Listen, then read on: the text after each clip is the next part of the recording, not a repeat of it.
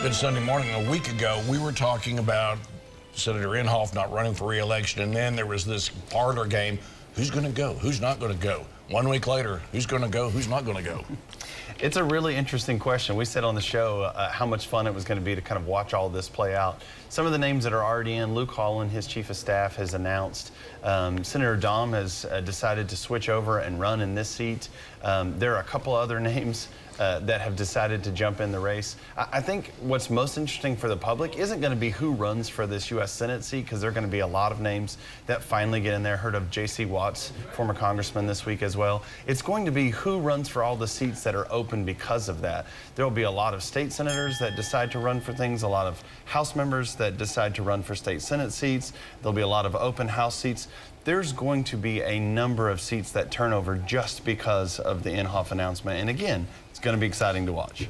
That's for sure. So it's easier to win an open seat than go up against an incumbent. I'm guessing that's going to happen a lot. Your thoughts about pretenders and contenders?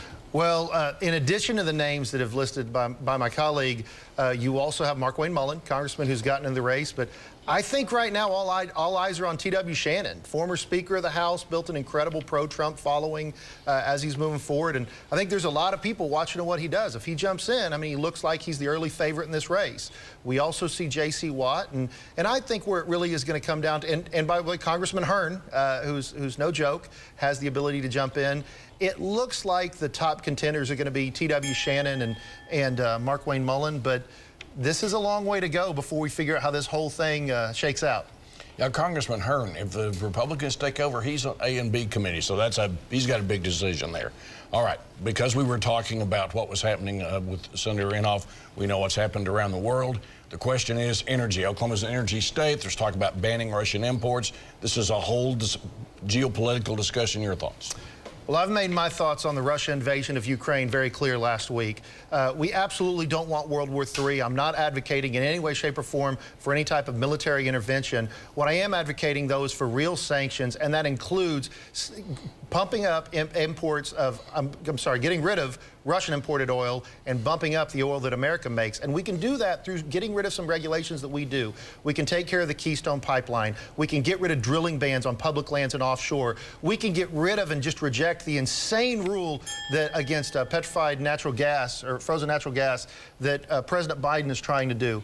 At the same time we are having these sanctions on Russia, we're continuing to buy 27 million barrels of oil a day while doing policies that limit what the private sector can do to produce American oil. We need energy independence. We need it now. A lot of implications for not only the United States, but also Europe if this happens. Your thoughts? Oh, yeah, there's tons of implications here. But the problem is it all turns into talking points. You hear a bunch of political pundits on TV, especially out of D.C., say that we have to stop importing oil from Russia now, that we're funding the war in Russia. Well, the fact is that the United States is democracy, and we believe in capitalism. Our oil and gas companies are privately owned. We're not a communist country that is run by a state energy company that can just go out and drill new oil immediately. It's up to the private sector. If they want to create more opportunity in Oklahoma and create more opportunity in the United States, then the private sector will drill more oil and gas in the United States for America. Okay, coming up, big deadline at the legislature this week. We'll see who survived when we come back.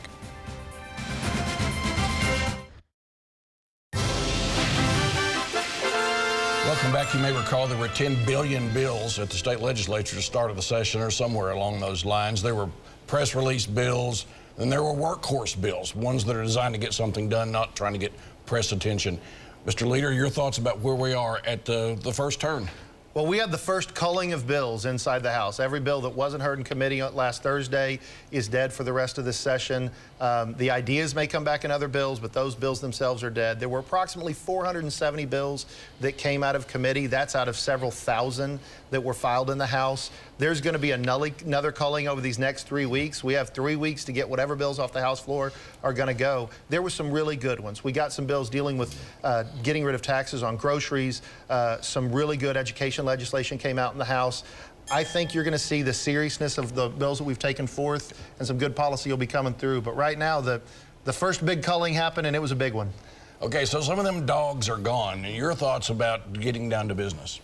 Yeah, it was a deadline week, and for those at home that are watching, what does that mean? It was the first deadline to get through House bills being heard in House committees, Senate bills being heard in Senate committees, and then those moving to House floor and Senate floor before they swap and go to the other sides of the Capitol. I think there were some important things that moved forward. There's some good criminal justice reform that's still moving right now.